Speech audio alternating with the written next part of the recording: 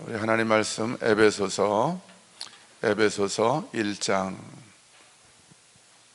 에베소서 1장 3절부터 6절까지의 말씀입니다.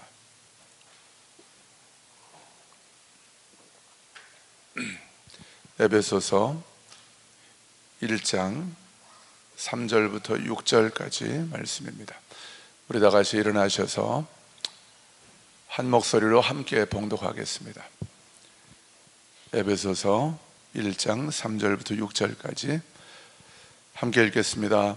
찬송하리로다. 하나님 곧 우리 주 예수 그리스도의 아버지께서 그리스도 안에서 하늘에 속한 모든 신령한 복을 우리에게 주시되 곧 창세 전에 그리스도 안에서 우리를 택하사 우리로 사랑 안에서 그 앞에 거룩하고 흠이 없게 하시려고 그 기쁘신 뜻대로 우리를 예정하사 예수 그리스도로 말미암아 자기의 아들들이 되게 하셨으니 이는 그가 사랑하시는 자 안에서 우리에게 거저 주시는 바 그의 은혜의 영광을 찬송하게 하려는 것이라.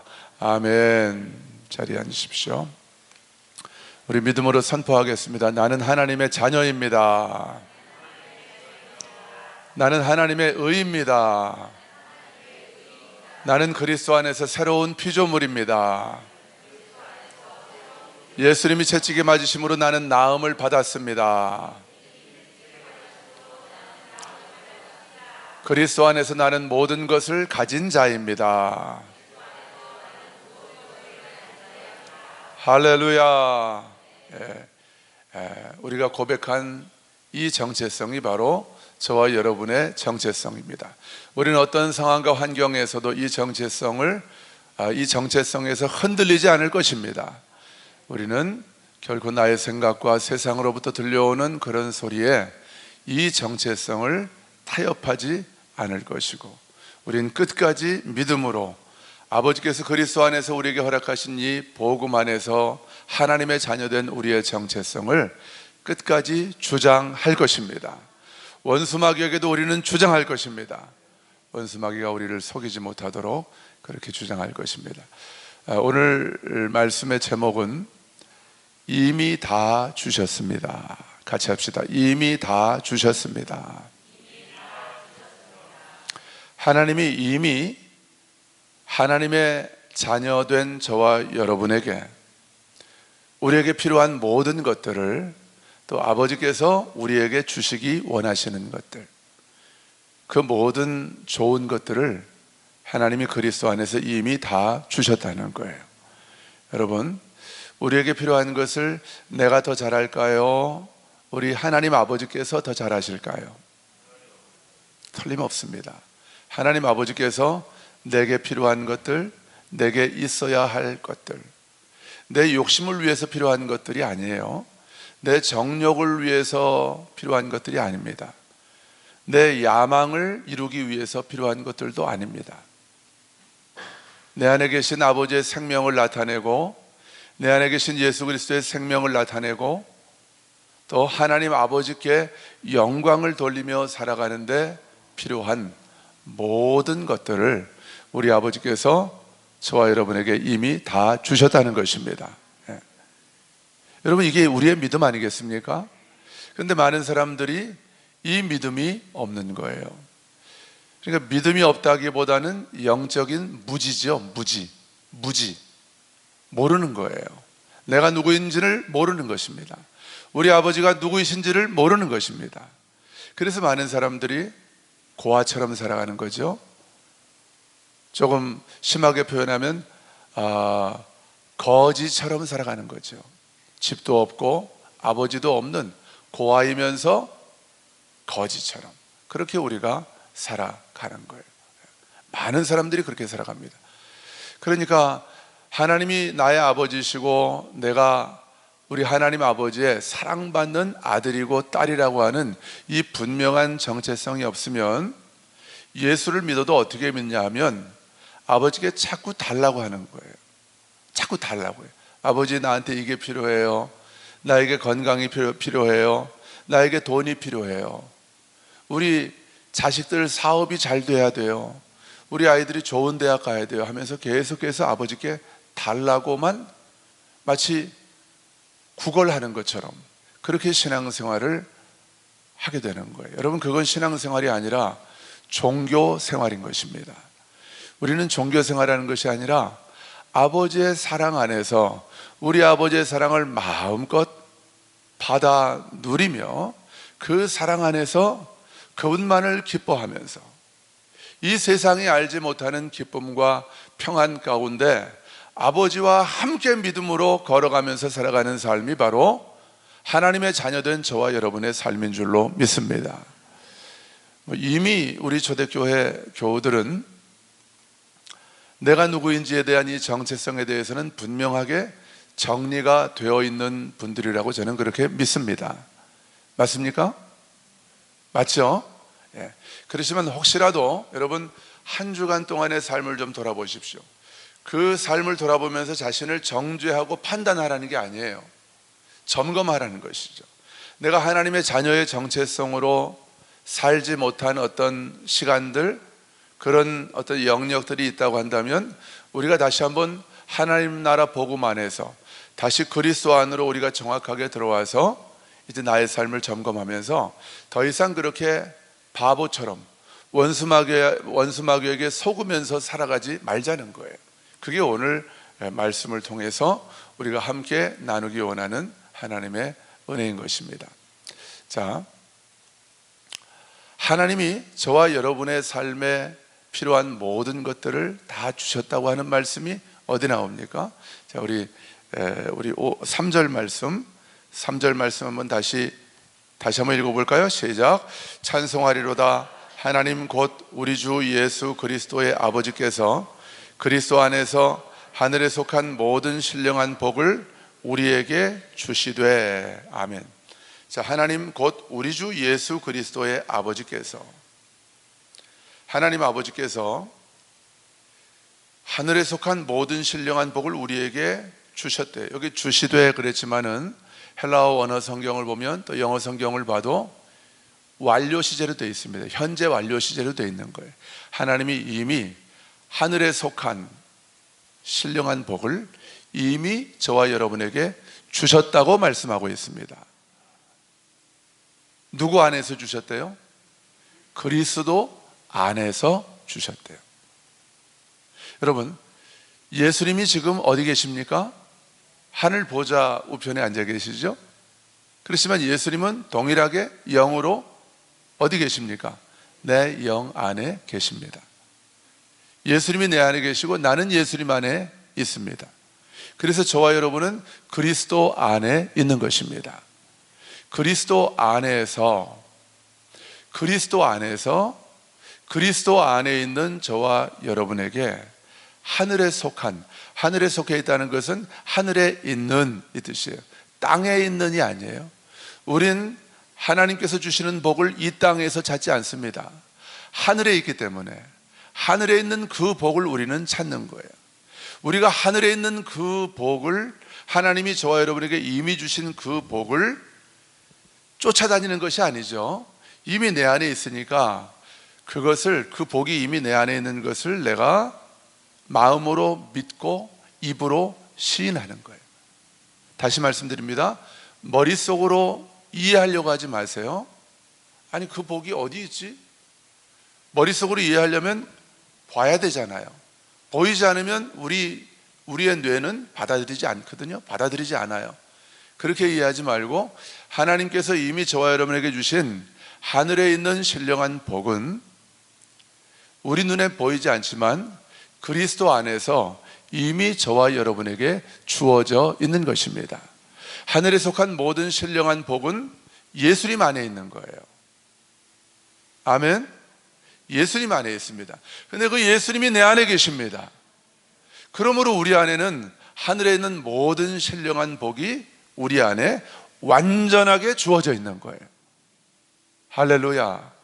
예수님 안에 있는 그 완전한 신령한 복이 우리 안에 이미 주어져 있는데 불완전하게 일부분 주어져 있습니까? 아니면 전부 다 주어져 있습니까?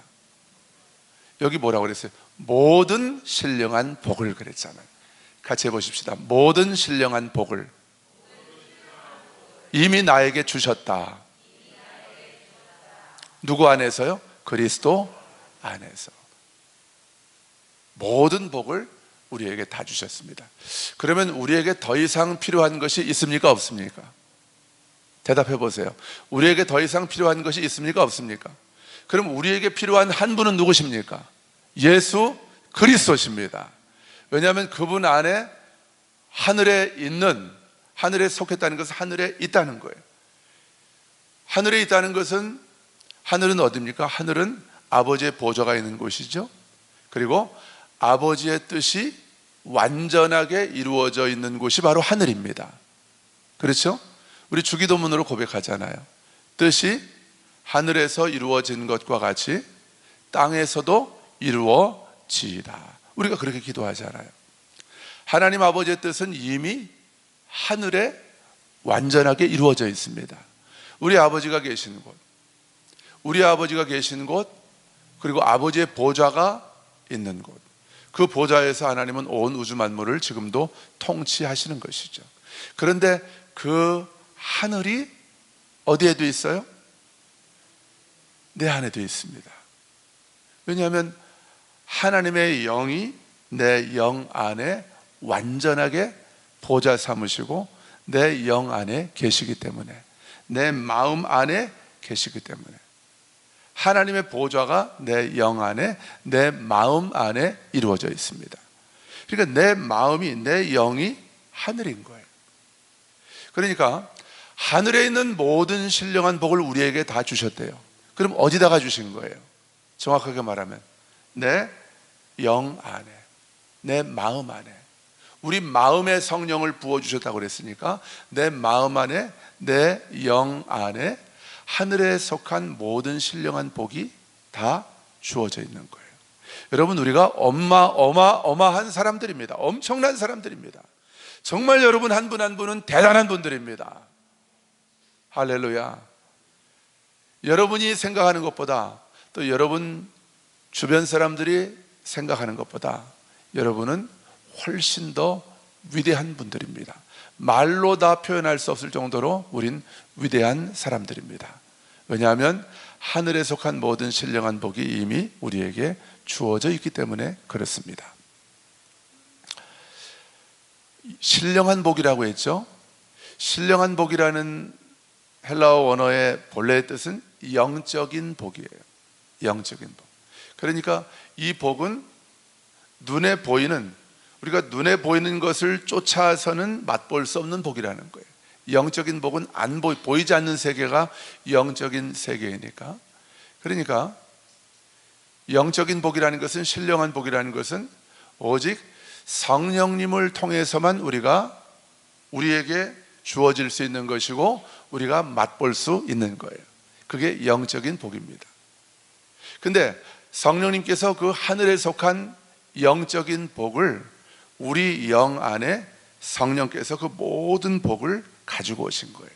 성령은 하나님의 영입니다. 성령은 예수 그리스도의 영입니다. 그 성령께서 하늘에 있는 모든 영적인 복들, 이 땅에선 우리가 눈에 보이지 않지만 하나님께서 창세전부터 저와 여러분을 위해서 예비해 놓으신 그 모든 영적인 복들, 그 복을 성령님께서 저와 여러분의 영 안에 들어오실 때 그 복을, 그 충만한 완전한 하늘에 속한 복들을 저와 여러분에게 가지고 들어오신 거예요. 아멘.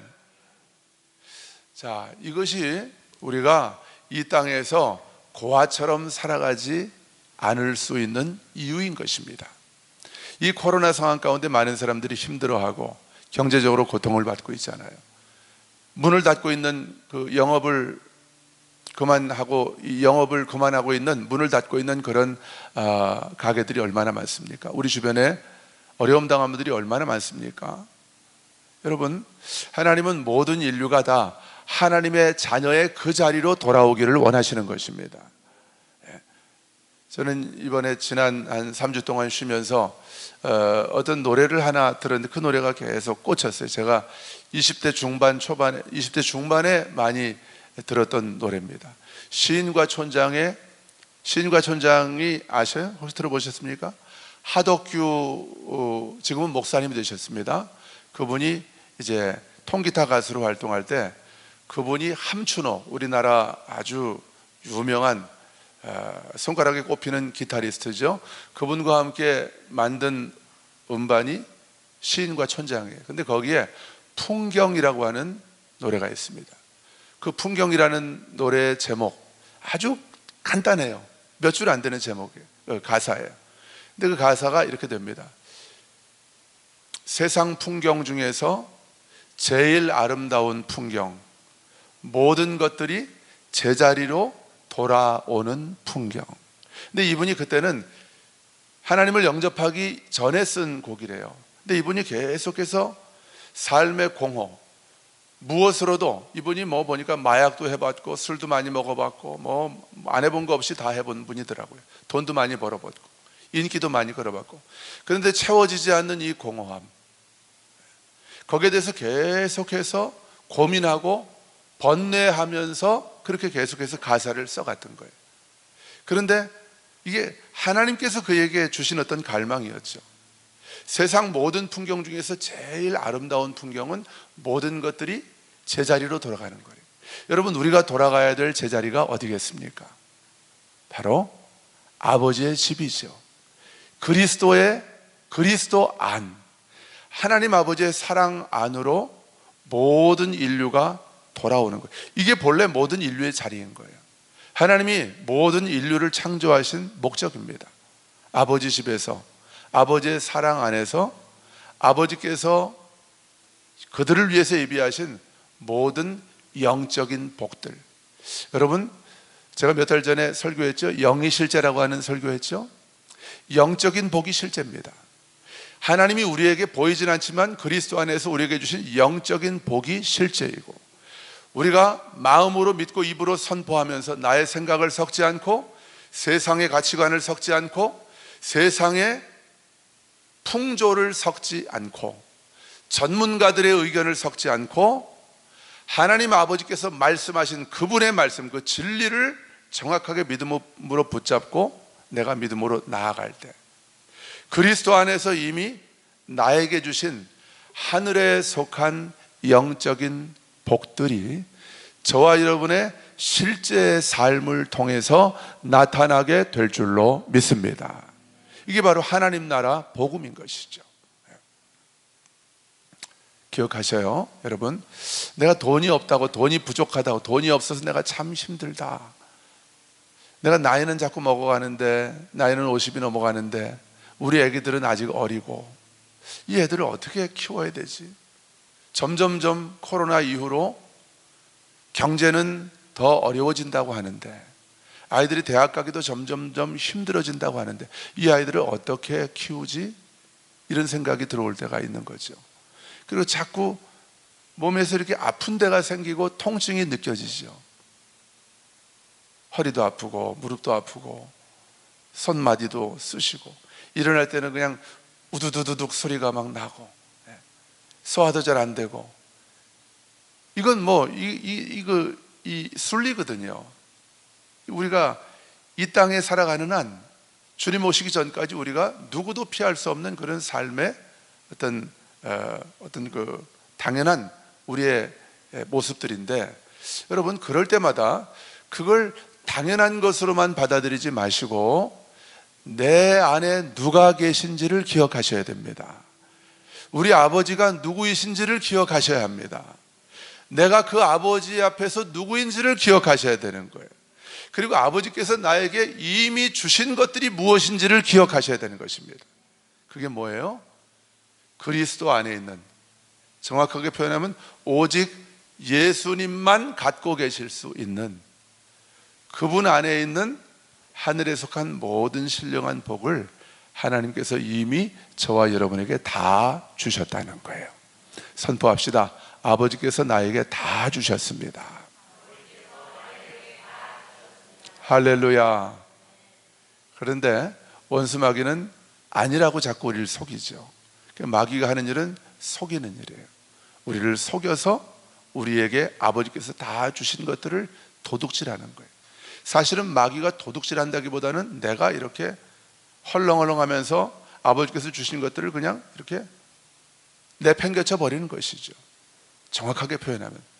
근데 마귀는 우리의 생각, 우리의 믿음을 도둑질해서 나를 속여서 나에게 아버지께서 이미 다 주신 것들을 도둑질하고, 그래서 나를 죽이고 멸망시켜서 이 땅에서 아버지의 사랑 안에서 이미 나에게 다 주신 것들을 누리지 못하고, 하나님의 나라를, 현재적인 지금 여기 이 순간 나에게 임한 하나님의 나라를 누리지 못하며 살아가도록 만드는 것이죠.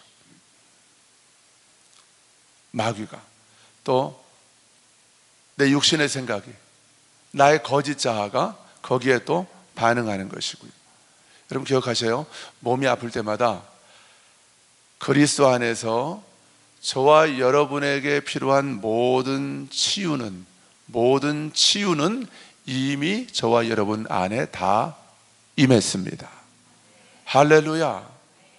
그 치유를 어디 가서 받으려고 하지 마세요. 여러분 병원에서 우리의 병을 다 낫게 해줄 수 있습니까? 못하는 거예요.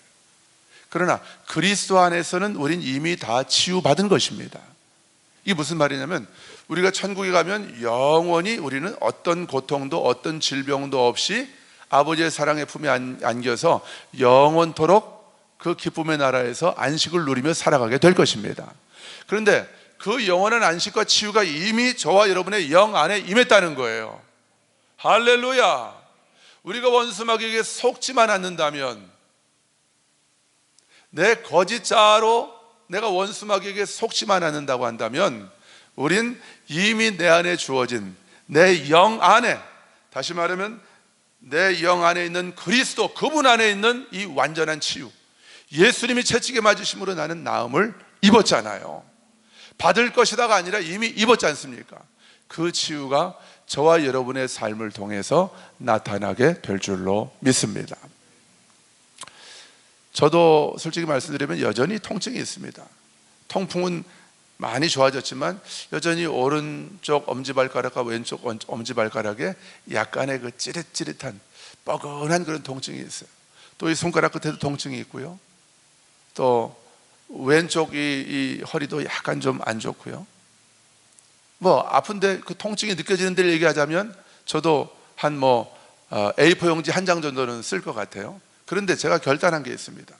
저는 그 통증을 저의 것으로 받아들이지 않기로 결정했습니다. 왜냐하면 내가 하나님의 자녀이기 때문에. 그리스도 안에서 하늘에 있는 모든 신령한 복을 이미 우리 아버지께서 나에게 다 주셨기 때문에, 그 신령한 복이 뭡니까? 그 복 안에는 내가 하나님의 자녀가 되는 복, 죄사함 받고 하나님의 의가 되는 복, 하나님의 자녀가 되는 복, 그래서 오직 성령 안에 있는 의와 평강과 희락을 지금 이 순간 여기에서 맛보며 누리며 살아가는 그 복, 그리고 지금 여기에서도 의와 평강과 희락을 누리며 살다가 주님 오시면 부활의 영광의 몸을 입고 영원한 천국 혼인잔치에 참여하여서 우리 아버지의 집에서 영원토록 살게 되는 그 약속, 그 복, 그 복이 바로 하늘에 속한 모든 신령한 복인 줄로 믿습니다. 고린도후서 8장 9절 말씀처럼 우리 주 예수 그리스도의 은혜를 우리가 알거니와, 본래 부요하신 이지만 우리를 위하여 그가 가난하게 되신 것은 우리로 하여금 그 안에서, 예수님 안에서 부요하게 하려 하심이니라. 자, 그리스도 안에서 저와 여러분은 부요한 자입니다. 모든 것을 가진 자입니다. 이것이 우리의 정체성인 거예요. 여러분, 가난을 여러분의 것으로 받아들이지 마십시오. 아멘. 크게 하세요. 여러분에게 있는 가난을 당연한 나의 것으로, 나의 운명으로 받아들이지 마십시오. 여러분의 운명을 정확하게 다시 말씀드릴까요? 하나님의 자녀로 이 땅을 살아가는 것이 여러분의 운명인 것입니다.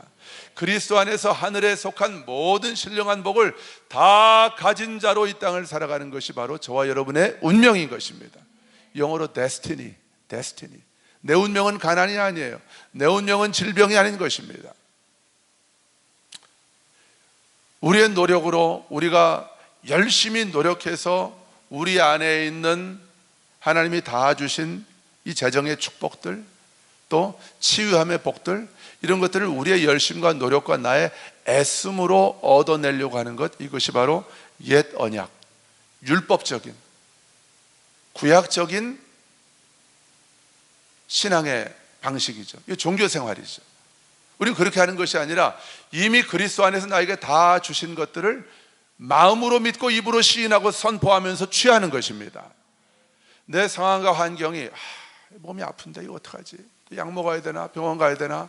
이런 마음이 들 때에, 물론 병원도 갈 수 있습니다. 병원 가는 게 무조건 나쁘다는 게 아니에요. 약 먹는 게 무조건 나쁘다는 게 아니에요. 그런데 많은 사람들이 이 육신의 생각에 사로잡혀서 한 번도 하나님의 자녀된 나의 권세를, 하나님이 나에게 이미 다 주신 것들을 믿음으로 취하고 사용할 생각을 하지 않는다는 거예요. 이게 너무나 가슴 아픈 현실이죠. 오늘날 많은 그리스도인들이 그렇게 살아가는 거예요. 여러분, 저와 같이 한번 여러분도 결단하시겠습니까? 어떤 질병과 통증도 나는 당연한 나의 것으로 받아들이지 않겠습니다. 선포합시다. 어떠한 질병과 통증도 나의 것으로 당연하게 받아들이지 않겠습니다. 어떤 가난과 재정의 문제도 나의 것으로 당연하게 받아들이지 않겠습니다. 어떠한 상처와 쓴뿌리와 연약함도 나의 것으로, 당연한 것으로 받아들이지 않겠습니다. 할렐루야. 여러분, 그게 믿음인 것입니다. 이걸 머리로 자꾸 이해하려고 하지 마세요. 머리로 절대 이해가 되지 않습니다. 왜냐하면 영적인 복이기 때문에. 영적인 복은 머리로 이해할 수가 없다는 거예요. 성령께서 우리에게 깨닫게 해주셔야만 이해가 되는 거예요. 마음으로 믿는다고 그랬죠. 여러분, 머리로, 생각으로 믿으라고 하지 않고 성경은 마음으로 믿으라고 그래요. 그래서 성령도 마음에 주신 겁니다. 여러분, 마음과 생각이 어떻게 다릅니까? 생각은 영어로 마인드라고 하죠. 마인드. 또 이성도 생각에 속한 영역이죠. 자, 생각은 추론합니다. 논리적으로 따져봅니다. 쭉 따져봐서 그렇지 이러니까 이건 내 거지, 이건 나에게 주어진 거지. 그러니까 내가 논리적으로 추론해봐서 논리적으로 딱딱딱 맞아떨어져서 정확한 합리적인 결론이 나올 때만 내가 믿는 거예요. 이게 머리로 믿는 것입니다. 이 성경적인 믿음이 아니에요. 이게 세상의 믿음이죠. 여러분, 많은 사람들이 믿는 대로 살아갑니다. 세상도 마찬가지예요. 근데 그들은 머리로 합리적인 추론과 경험에 의해서 내가 경험한 것들, 그리고 합리적으로 맞는 것들만 진리라고 내가 받아들이고 믿는 거예요. 그리고 살아가는 거예요. 이게 맞다고 생각되면 사람들은 10억도 20억도 투자하잖아요. 어떤 펀드나 이런 데다가 투자하지 않습니까? 땅도 사지 않습니까? 내가 합리적으로 맞다고 생각되는, 추론되는 거기에. 이게 바로 머리로 믿는 거예요. 근데 성경은 머리로 믿지 말고 마음으로 믿으라고 말씀하고 있어요. 마음이 뭡니까? 여러분, 한번 저를 잘 보세요. 여러분, 살다가, 신앙생활 하다가 갑자기, 그전에는 한 번도 내가 생각도 해본 적이 없는데 어떤 생각이 내 마음에 쑥 들어오면서 하나님의 말씀이 갑자기 이해가 되고, 그 복음의, 하나님 나라 복음의 진리가 어느 날 갑자기 내 마음으로 쑥 들어와서, 이거 믿고 안 믿고가 아니라 그거 자체가 내가 돼버리는 이런 경험해 보신 적 있으세요? 아멘입니까? 저는 오늘 3절 이 말씀이 바로 그런 말씀이에요. 이거 머리로 제가 이해하려고 하지 않았거든요. 근데 어느 날 이 말씀이 쑥 내 마음 안으로 들어와 버리는 거예요. 그러면서 이게 정리가 되는 거예요. 제가 다른 사람에게 설명할 수 있도록 성령님이 제 안에 정리를 해주시는 거예요. 제 영 안에, 그리고 제 마음 안에, 또 제 이성 안에 정리를 해주시는 거예요. 이런 경험들이죠. 이건 직관적으로 내 마음 안에 쑥 들어오는 이 믿음, 이게 마음으로 믿는다는 거예요. 여러분, 그리스도 안에서 하늘에 있는 모든 영적인 복을 하나님이 저와 여러분에게 다 주셨다고 하는 이 복음의 진리를 여러분 머리로 계산해서 믿으려고 하지 말고 마음으로 믿으십시오. 그리고 입으로 시인하십시오. 마음으로 믿어 의에 이르고 입으로 시인하여 구원에 이른다 그랬잖아요. 계속해서 마음으로 믿고 마음으로 받아들이시라는 거예요. 안 받아들여지십니까? 기도하십시오. 성령님, 제가 이 복음의 진리를 마음으로 그대로 수용하기를 원하는데 자꾸 내 이성이 앞서고 자꾸 제 머리로 제가 생각하려고 합니다. 제가 회개합니다. 제가 이렇게 하지 않겠습니다. 성령 하나님, 이 하나님 나라 복음의 진리가 제 마음 안으로 쑥 들어올 수 있도록 성령 하나님 저를 도와주십시오. 이렇게 기도하십시오. 기도하세요. 이게 성령님을 의지하지 않고는 말씀이 깨달아지지 않는 거예요. 말씀이 믿어지지가 않는 거예요. 근데 자꾸 사람들이 성경을 보면서도 머리로 이해하려고 하고 글자로 보려고 하니까 이 말씀이 이해가 되질 않는 것이죠.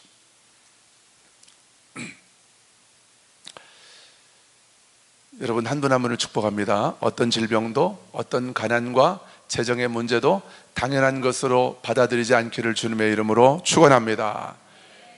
여러분이 그렇게 결정하실 때, 그렇게 결단하실 때, 그리고 다른 생각들을 내가 받아들이지 않을 때, 다른 사람들의 말들을 받아들이지 않고 이 진리를 정확하게 붙들고 마음으로 믿고 입으로 시인할 때에 여러분의 삶 가운데는 이미 여러분의 영 안에 주어져 있는 완전한 그 하나님의 복, 하늘에 속한 신령한 복들이 저와 여러분의 실제의 삶을 통해서 풀어지고 나타나게 될 줄로 믿습니다. 이게 하나님께서 우리 초대교회에게 지금까지 주신 간증들이고요, 그 간증들은 다 눈에 보이지 않는 것들이었어요. 영적인 약속들이었어요. 그런데 우리가 우리의 생각과 전문가들의 의견, 나를 사랑한다고 말해주는 그런 사람들의 의견을 거기다 섞지 않고 우리가 하나님의 그 진리의 약속들을 믿음으로 딱 붙잡고 그 믿음의 자리에 정확하게 서 있을 때에 그 복이 우리의 삶 가운데 실제적으로 나타나고 풀어지는 것들을 우리가 경험하게 된 거잖아요. 이 교회 건물이 그렇고 뒤에 주차장도 그렇고 여러 가지 우리 그런 간증들이 있지 않습니까? 제가 여러분에게 아이고, 또 여러분이 들으면서 어떨 땐 왜 목사님한테는 저런 간증이 많이 일어나는데 왜 나한테는 이런 간증이 안 일어나나 짜증나는 분들이 있을까 봐 제가 다 얘기하지 않는 것들이 많아요. 사실은 책으로 한 권 쓸 정도의 그런 간증을 하나님이 계속해서 우리 초대교회 안에 주고 계십니다. 여러분, 믿음으로 취하십시오. 세상의 방식을 버리세요. 세상의 방식으로 하나님을 이해하려고 하지 마시고 마음으로 믿고 하나님이 이미 우리에게 주신 것들을 당당하게 취하고 주장하십시오. 상황과 환경이 내가 원하는 대로 펼쳐지지 않는다 할지라도 그럴 때 우린 자꾸 이전의 방법으로 돌아가려고 하잖아요. 그러지 마시고 그때 더 우리에게 믿음을 주장하고 믿음으로 취하는 것이 필요한 거예요. 견고하게 믿음 위에 서서 아브라함처럼 자기 나이가 99세가 되고 사라는 89세인데도 그가 믿음이 약해지지 아니하고 견고해져서 하나님의 약속을 끝까지 붙들었다고 하잖아요. 여러분, 그렇게 되면 어떠한 질병도 어떤 암덩어리도 저와 여러분을 더 이상 괴롭힐 수 없는 줄로 믿습니다. 어떤 가난의 문제, 재정의 문제도 더 이상 우리를 괴롭힐 수 없다 그 말입니다. 여러분, 하늘에 속한 신령한 복의 내용이 뭡니까? 한번 우리도 살펴보십시다. 4절 보실까요? 4절 시작. 곧 창세전에 그리스도 안에서 우리를 택하사.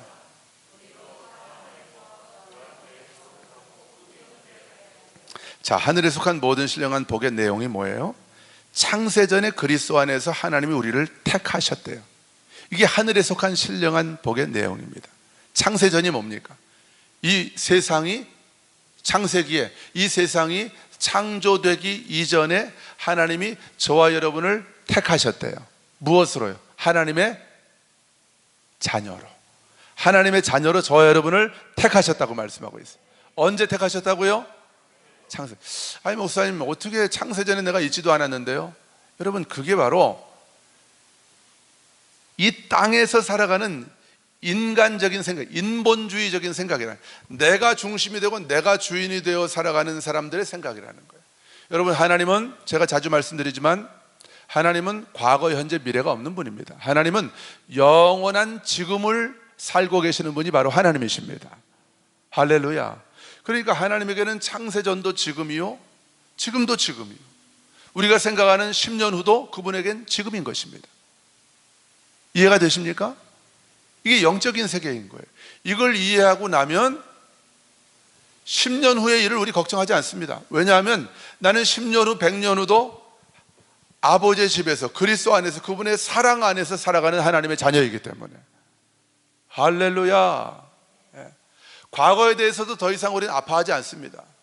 왜냐하면 과거에 원수 마귀가 거짓자로 살아가는 내 삶을 그렇게 유린하고 망가뜨려 놨지만, 나는 여전히 아버지의 사랑 안에 있는 자였던 거예요. 그걸 내가 모르고 살아갔을 뿐이죠. 근데 지금은 내가 그것을 정확하게 안다는 것입니다.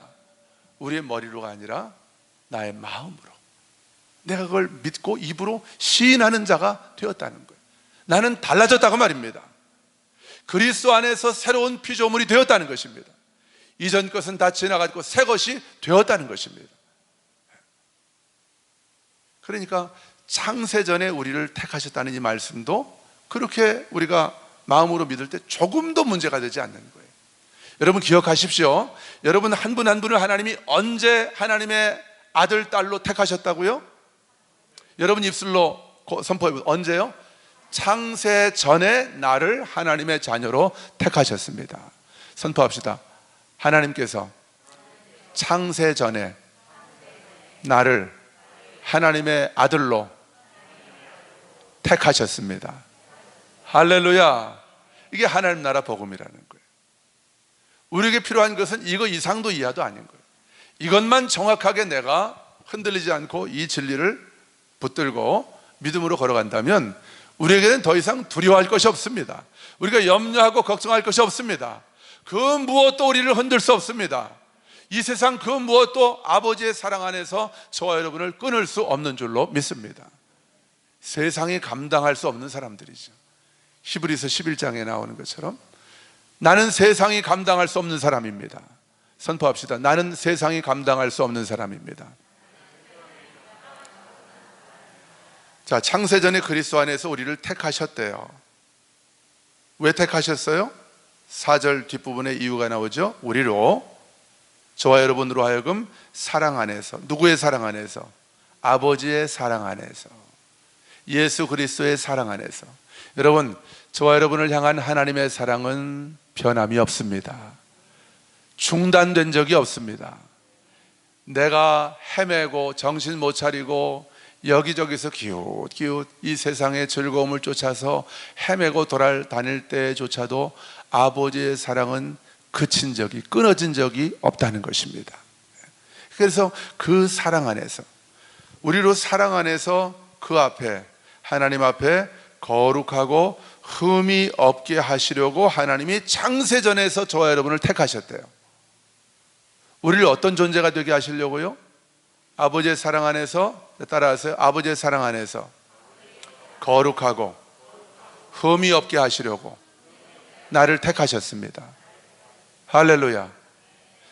자, 그러면 저를 잘 보세요. 이제 또 복음이 나갑니다. 복음이 나옵니다. 자, 하나님이 저와 여러분을 이미 택하셨습니까? 앞으로 내가 하는 거 봐서 택해 주실 것입니까? 신부로. 오늘 본문이 그렇게 말하죠? 창세전에 택하셨대요. 왜 택하셨다고 그랬죠? 우리를 아버지의 사랑 안에서 거룩하고 흠이 없게 하시려고 택하셨대요. 그러면 자, 저와 여러분은 하나님의 택함 받은 하나님의 아들, 딸이죠.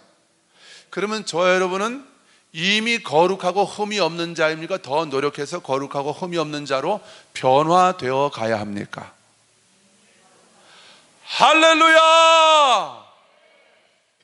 저는 그래서 여러분을 사랑하는 거예요. 이런 설교를 제가 어디 가서 또 하겠습니까? 이런 설교를 누가 또 이해하고 자꾸 이해하려고 하니까 말씀을 누가 아멘으로 받아들이겠습니까? 여러분, 이게 바로 하나님 나라 복음인 거예요. 내가 볼 때는 내가 거룩하지 않아 보이죠? 내가 볼 때는 내가 흠투성이로 보이죠? 그렇지만 그리스도 안에 있는 저와 여러분을 하나님이 보실 때는 우린 이미 거룩한 자입니다.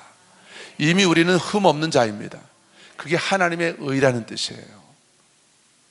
죄를 알지도 못하시는 분을 하나님께서 우리를 대신하여 죄로 삼으신 것은 우리로 하여금 그 안에서, 예수님 안에서 하나님의 의가 되게 하려 하심이니라.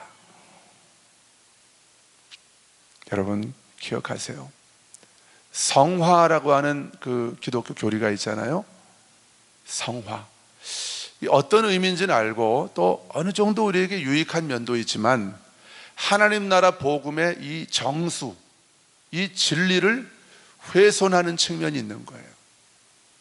뭐냐면 아직 멀었다는 거죠. 이 성화의 교리라는 것은 이미 우리가 구원받은 하나님의 자녀이지만 아직은 아니라는 거죠. 그러니까 더 변화되고 더 노력하고 힘쓰고 애쓰고 죄와 싸우고 끊어버리고 하면서 거룩함에 도달해야 된다는 거예요. 언제까지 해야 될까요? 얼마나 하면 될까요? 우리에게 1000년이라는 시간만 주어진다면 가능할까요? 1000년 동안 힘쓰고 애쓰고 노력하면 우리가 하나님의 의가 될 수 있을까요?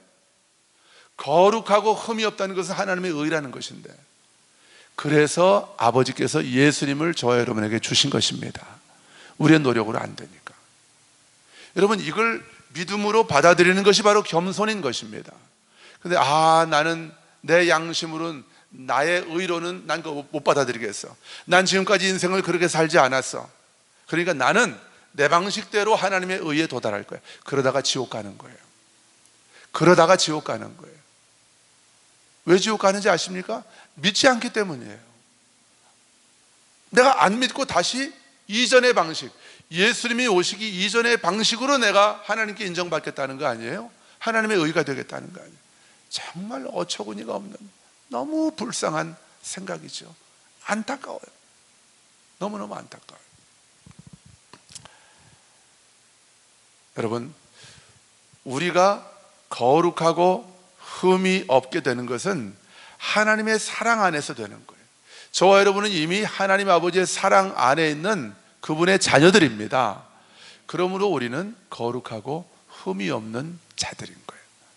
거룩하고 흠 없는 자가 되기 위해서 애쓰고 노력하지 마시고, 이미 그리스도 안에서 하나님께서 거룩하고 흠이 없는 자로 만들어 주셨다는 것을 마음으로 믿고 입으로 시인하면서 이 땅 가운데 하나님의 거룩함과 흠없는 하나님의 의로서 이 땅 가운데 하나님의 영광을 나타내며 살아가는 저와 여러분 되기를 주님의 이름으로 축복합니다. 이게 내가 이미 거룩하고 흠없는 자가 됐으니까 이 땅을 마음대로 막 살아도 된다는 말이 아니잖아요. 내가 누구인지를 깨달았다는 것은 그런 의미가 아니잖아요. 그걸 깨달을 때 나의 삶이 달라지는 거예요. 내가 노력으로 거룩해지려고 하면 노력하다가 안 되는 지점이 나온단 말이에요. 한계에 봉착한단 말입니다. 그러면 역시 나는 안 되는구나. 그래, 나 같은 게 어떻게 그런 수준에 이를 수 있겠어? 그러면서 포기하는 거죠. 이전보다 더 나빠지는 거죠. 이전보다 더 나빠질 수 있습니다. 더 무너질 수 있습니다. 아니면 내 마음이 자기 의로 사로잡혀서, 왜냐하면 내가 다른 사람들보다는 더 의로운 삶을 사는 것처럼 내가 느끼기 때문에 자기 의에 사로잡혀서 다른 사람들을 어떻게 해요? 판단하고 정죄합니다. 계속해서 손가락질합니다. 그러면 나도 불행해지고 다른 사람도 불행해지게 되는 거예요. 자기 의가 강한 엄마 아빠들이 자녀들을 아주 힘들게 합니다. 그냥 막 자녀들을 쥐잡듯이 잡는 거예요. 그러면서 나도 불행해지고 자녀들도 불행해지게 되는 것이죠. 그러나 내가 이미 그리스도 안에서 아버지의 사랑 안에서 거룩하고 흠이 없는 하나님의 자녀, 하나님의 의가 되었다는 사실을 겸손하게 마음으로 믿고 입으로 내가 시인한다면 우리의 가정생활, 모든 인간관계, 내 삶의 모든 관계들이 더 아름답고 따뜻해지고 풍성하게 변화되게 될 줄로 믿습니다. 6절 보세요. 5절 보세요. 5절 시작. 그 기쁘신 뜻대로 우리를 예정하사 예수 그리스도로 말미암아 자기의 아들들이. 자, 이게 하나님께서 창세전에 그리스도 안에서 우리를 택하신 목적이에요. 우리를 뭐가 되게 하시려고요? 하나님의 아들들이. 딸이란 말이 안 나오죠, 성경에는. 왜냐하면 그 히브리적인 그 문화에서는, 또 고대 사회는 그랬죠. 딸들에게는 상속이 안 되거든요.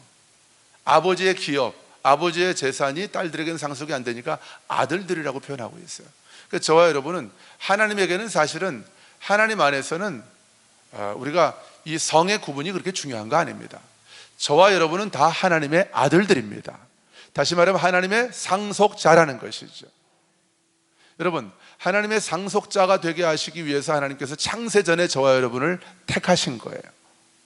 상속자가 되시기 위해서. 그러니까 이미 창세전부터 저와 여러분은 하나님의 상속자였던 것입니다. 그런데 원수 마귀가 우리의 삶을 속이고 도둑질한 것이죠. 최초의 아담과 하와를 속이고 도둑질했죠. 하나님의 상속자로 살아가는 하나님의 자녀된 권세를 도둑질했죠. 모든 인류가 원수 마귀에게 하나님의 자녀된 권세를 도둑질 당하면서 그렇게 불행하게 살아왔었죠. 그런데 하나님은 그런 인류를 포기하지 않으셨습니다. 그 아들 예수 그리스도를 보내셨습니다. 그래서 원수 마귀에게 빼앗겼던, 도둑질 당했던 하나님의 자녀된 이 당연한 우리의 권세를 예수님께서 다시 우리에게 새롭게 회복시켜 주신 것입니다. 이게 바로 하나님 나라 복음이죠. 여러분, 하나님은 그 기쁘신 뜻대로 우리를 예정하셨대요. 무슨 말입니까? 하나님은 저와 여러분이 하나님의 아들, 딸이 되는 것을 기뻐하신다, 그 말입니다. 예정하셨대요. 언제 예정하신 거예요? 창세전에. 우리를 택하시면서 예정하신 거예요. 우리가 존재하지도 않았을 때, 어머니 자궁에 착상되기도 전부터 하나님은 저와 여러분을 하나님의 아들, 딸로 택하시고 예정하신 거예요. 창세전에. 민규, 너는 내 아들이야. 대성이, 너는 내 아들이야. 누가 뭐래도 너는 내 아들이야. 주호, 너는 내 아들이야. 이렇게 하나님께서 우리를 그렇게 예정하셨다는 거예요. 무엇대로? 그의 기쁘신 뜻대로. 이 말은 하나님이 저와 여러분을 아들, 딸 삼으시기를 기뻐하셨다는 거예요. 아멘. 여러분이 노력해서 하나님의 기쁨이 되는 것이 아니라는 것입니다. 창세전부터 나는 하나님의 기쁨이었다는 거예요. 선포합시다. 창세전부터 나는 하나님 아버지의 기쁨입니다. 할렐루야. 이게 바로 하나님 나라 복음으로 살아가는 삶인 거예요. 더 이상 하나님의 기쁨이 되기 위해서 애쓰는 게 아니에요. 내 존재 자체가 하나님 아버지의 기쁨인 것입니다. 할렐루야. 예. 여러분, 갓난아기 낳으면 그 갓난아기 부모가 볼 때 그냥 걔가 뭘 해서 예쁜 게 아니죠. 그냥 그 아이의 존재 자체가 기쁨 아닙니까? 근데 얘가 좀 걸어다니고 말썽 피우고 말 안 듣고 고집 피우고 그러면서 우리 인간 부모가 연약하기 때문에 때로는 뭐 저거 그냥 왼수 저거 커서 뭐가 되려고 저러나 그럴 때도 있지만, 처음 그 아이를 딱 품에 안았을 때 그 우리 마음 한번 생각해 보세요. 그 아이의 존재가 그냥 기쁨이에요. 뭘 안 해도. 저와 여러분이 하나님 안에서, 하나님의 사랑 안에서 그런 하나님의 아들, 딸들이다, 그 말입니다. 뭘 하려고 노력하지 마세요. 그분의 사랑 안에서 그분을 기뻐하십시오. 영원토록. 그것이 우리가 해야 될 일인 거예요.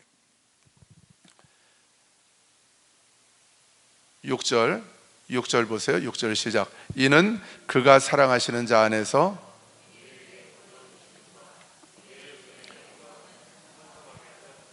아멘. 이는 그가 하나님이 사랑하시는 자 안에서 우리에게 거저 주시는 바. 자, 하나님이 사랑하시는 자, 누구를 가리키는 걸까요? 예수님. 그렇죠? 예수님. 하나님이 사랑하시는 그 예수님 안에서 우리에게 거저 주시는 바. 여러분, 은혜는 예수님 때문에 우리에게 임하는 것입니다. 할렐루야. 이게 성경의 약속인 거예요. 하나님이 사랑하시는 예수님 안에서 우리에게 거저 주신 그 하나님 아버지의 은혜, 그 은혜가 뭡니까? 우리를 창세전에 택하시고 거룩하고 흠이 없게 하시려고 우리를 하나님의 아들들로 예정하시고, 원수 마귀에게 속아서 하나님의 자녀된 권세를, 이 통치권을, 그리스도 안에서 생명 안에서 왕 노릇하는 이 하나님의 자녀된 권세를 도둑맞고 살아갔던 저와 여러분을 그리스도 안에서 하나님께서 우리를 하나님의 의가 되게 해 주시고, 저와 여러분에게 하나님의 자녀된 권세, 하나님의 상속권을, 하나님의 아들 되는 상속권을 저와 여러분에게 그리스도 안에서 회복시켜 주셨습니다. 여러분, 하나님의 상속자가 된다는 게 어떤 의미인지 아십니까? 누가복음 15장 보면은 둘째 아들이 아버지 재산을 다 탕진하고 돌아오죠.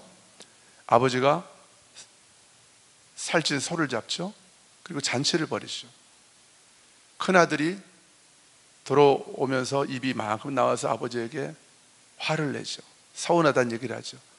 나는 한 번도 집을 나간 적도 없고 저놈처럼 아버지 재산을 장녀들과 함께 술 퍼먹으면서 탕진한 적도 없는데 아버지가 나를 위해서 송아지 새끼 한 마리라도 잡아준 적이 있습니까? 그러면서 아버지한테 따지죠. 그때 아버지가 한 말이 뭐예요? 아버지는 하나님을 비유적으로 상징하는 그 이야기거든요. 아버지가 하신 말이 뭐예요? 예, 너는 항상 내 집에 있는 내 아들이 아니냐. 그러니까 내 것이 다 네 것이 아니냐. 우리가 그리스도 안에 있다는 것은, 하나님의 아들이 되었다는 것은, 우린 하나님 아버지의 집 안에서 살아갈 수 있는 특권을 받은 자, 누리는 자가 되었다는 것입니다.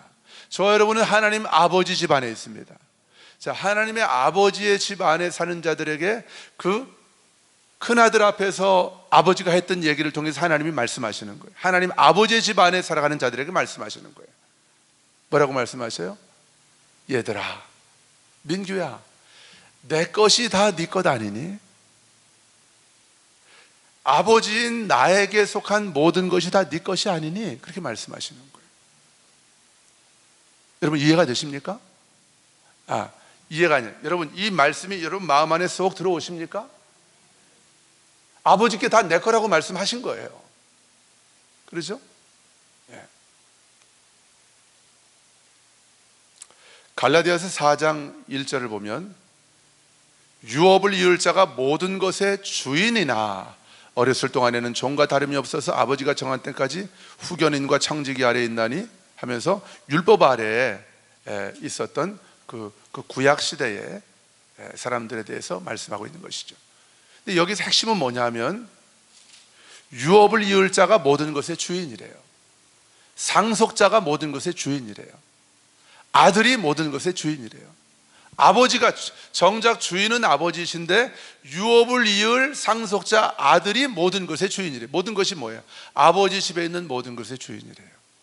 이게 바로 하나님의 아들이 된다고 하는 그 약속이 담고 있는 어마어마한 의미인 것입니다. 할렐루야. 자, 선포합시다. 하나님의 아버지께 속한 모든 것이 다 나의 것입니다. 할렐루야. 이게 바로 그리스도 안에서 하늘에 속한 모든 신령한 복을 아버지께서 우리에게 주셨다고 하는 말씀의 의미인 거예요. 아멘. 자, 6절 다시 봅니다. 그가 사랑하시는 자 안에서 우리에게 거저 주시는 바 그의 은혜의 영광. 이게 뭡니까? 아버지의 집에서 아버지의 아들로 살아가는 거예요. 아버지의 상속자로 살아가는 것입니다. 아버지의 것이 다 우리의 것이 되어서, 다시 말하면 아버지께서 내게 주신 내게 맡기신 그 모든 것들을 사용함으로 이 땅 가운데 하나님의 나라를 세워가고, 이 땅 가운데 아버지의 뜻을 이루어가고 아버지의 말씀을 이루어가는 자로 살아가게 되는 그 영광, 그 영광을 은혜의 영광이라고 말씀하고 있어요. 그 은혜의 영광을 찬송하게 하려고 하나님께서 저와 여러분을 만세 전에 하나님의 자녀로 택하셨다는 거예요. 이게 우리가 살아가는 목적이에요. 내가 시집가고 장가가서 애 낳고 집 사고 짐 들려가고 차 바꾸고 저축하고 땅 사고 옷 사 입고, 뭐 이것도 우리가 이 땅에 살아가면서 누릴 축복 드릴 수 있겠지만 그게 목적이 아니라는 거예요. 아버지의 은혜의 영광, 은혜, 나 같은 죄인에게, 아무것도 아버지에게 한 것이 없는, 자격 없는 나 같은 죄인에게 나를 대신해서 예수 그리스도 그분을 죽게 하심으로 나를 하나님의 의가 되게 해주셔서 나를 아버지의 집 안으로 받아들여 주셨을 뿐만 아니라, 아버지의 집에는 종도 있거든요. 근데 종이 아니라 아들로 나를 받아주셔서 아버지의 것이 다 내 것이 되게 하셔서 이제는 고아의 영으로 살지 않고 아버지의 것들을 이 땅 가운데 마음대로 누리면서 또 풀어내면서 많은 사람들을 살리는 인생으로 나를 회복시켜 주신 이 은혜, 이 영광스러운 이 은혜, 이 은혜의 영광을 세세 무궁토록 이 땅에서도 또 주님 앞에 가서도 영원토록 찬송하면서 살아가라고 하나님께서 저와 여러분을 하나님의 자녀로 택하셨다는 거예요. 예정하셨다는 것입니다. 할렐루야. 어제 어느 우리 교회는 아니고 다른 교회 집사님 집에 신방을 갔습니다. 그분이 이제 굉장히 좀 성령님을 사모하다가 방언을 받았는데, 이 방언을 받으면서, 여러분, 방언을 받는 것보다 더 중요한 것은 하나님 나라 복음으로 하나님이 누구시고 나의 아버지가 누구시고 내가 그분 앞에서 누구인지 이 복음의 정체성을 정확하게 정리하는 것이 더 중요한 거예요, 방언보다. 근데 그런 정체성이 정확하게 정립이 안 되어 있는 상태에서 영적인 갈급함, 갈망만 있었던 것 같아요. 그러다가 이 원수 마귀가, 이 귀신이 계속해서 이분한테 말을 거는 거예요. 여러분, 우리 안에는, 하나님의 자녀들에게는 성령이 거하시기 때문에 우리 영 안에는 원수 마귀가 절대로 들어올 수 없습니다. 손도 대지 못합니다. 그런데 우리의 생각 속에, 우리의 마음 속에 마귀가 자꾸 어떤 생각을 집어넣어주고 또 그 생각을 집어넣어주니까 그 생각을 말하게 만들죠. 그러니까 그분이 자꾸 내가 생각하지 않았던 이상한 말들을 자꾸 한다는 거예요. 그런데 성령님이 이 말을 하게 하신다고 다른 사람한테 말하는데 그 말의 내용과 열매를 보면 이게 하나님이 주신, 성령께서 주시는 말이 아닌 말들을 자꾸 이분이 하는 거예요. 그러니까 그분들 그 자매들이 이제 저를 초청해서 제가 가서 가만 보니까 이건 뭐 축사가 먼저가 아니더라고요. 축사가 중요한 게 아니라, 그 더러운 귀신을 쫓는 게 문제가 아니라 이분이 하나님 앞에서 하나님의 자녀의 분명한 정체성을 다시 회복하게 하는 것이 중요하겠다, 이 판단이 들어서 한 30분 정도, 한 15분, 정확하게 생각은 안 납니다만은 한 15분 30분 정도 복음을 전하고, 그랬더니 복음을 전했더니 그 복음을 듣다가 이미 귀신이 떠나가는 거예요. 귀신이 떠나면서 이분 안에 평안이 임하고 눈물을 펑펑펑 쏟는 겁니다. 펑펑펑 쏟으면서 내가 이런 존재인지를 난 지금까지 한 번도 들어보지 못했다는 거예요. 여러분, 안 들어봤겠습니까? 사실은 들었는데도 기억을 못했겠죠. 그리고 정확하게 하나님 나라 복음의 관점에서 이 말씀들을 적용하는 법을 배우지를 못했겠죠. 근데 이분이 너무 행복해하는 거예요. 그리고 다시 손을 얹고 기도를 했더니 얼마나 그 몸이 뜨거운지, 성령 충만한지, 그 안에 주님 주시는 평강으로 가득하더라고요. 여러분, 하나님의 나라는 오직 성령 안에 있는 의와 평강과 희락이라고 말씀하고 있습니다. 우리가 하나님 복음 안에서, 그리스도 안에서 내가 누구인지를 정확하게 깨닫고 내가 그리스도 안에 믿음으로 딱 서 있는 그 순간, 하나님이 이미 그리스도 안에서 나에게 주신, 성령 안에서 주신 의와 평강과 희락은 내 안에 넘쳐나게 되는 것입니다. 그래서 어제 너무 행복한 시간이었어요. 토요일이라 말씀 준비하다가 뛰어갔지만 그전 같으면 제가 굉장히 마음이 좀 짜증도 나고 힘들었을 거예요. 왜냐하면 설교 준비해야 되니까. 근데 그 전화를 받았을 때 마음 안에서 성령께서 주시는 기쁨이 있는 거예요. 아, 오늘도 또 한 사람이 하나님 나라 복음으로 자유케 되겠구나. 할렐루야. 저는 우리 한국 교회가, 온 세계 교회가 하나님 나라 복음으로, 하나님의 자녀의 분명한 정체성으로 깨어나고 자유케 되기를 주님의 이름으로 축원합니다. 하나님이 우리 초대교회를 그렇게 사용하실 것입니다. 하나님이 여러분 한 분 한 분을 그렇게 사용하실 것입니다. 할렐루야. 우리 같이 일어나셔서 찬양하십시다. 은혜로다 찬양하십시다.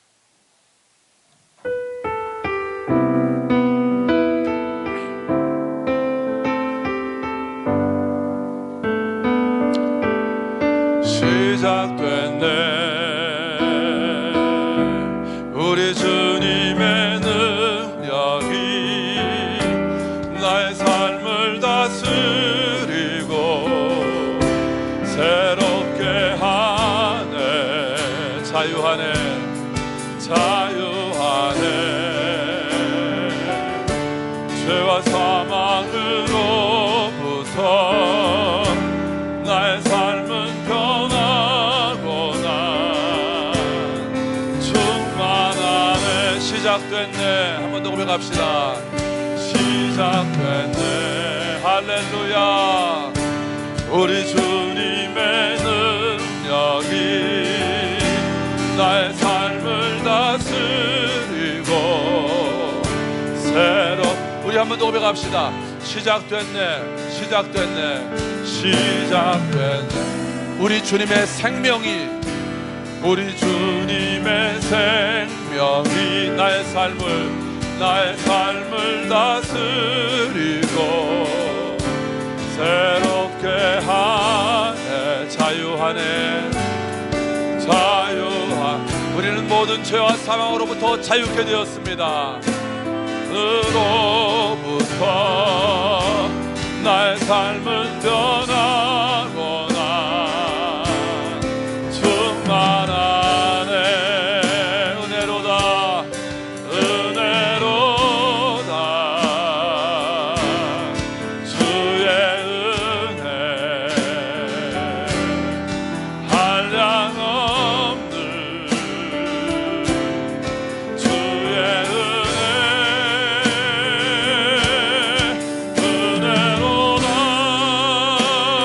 은혜로다. 주의 은혜 변함없는 신실하신 주의 은혜 은혜로다. 할렐루야. 은혜로다. 주의 은혜 주의 할렐루야. 아멘. 한량 없는 주의 은혜 아멘. 은혜로다. 주의 은혜 변함없는 신실하신 주. 할렐루야. 변함없는 신실하신 변함없는 신실하신 주. 할렐루야. 변함없는 신실하신 변함없는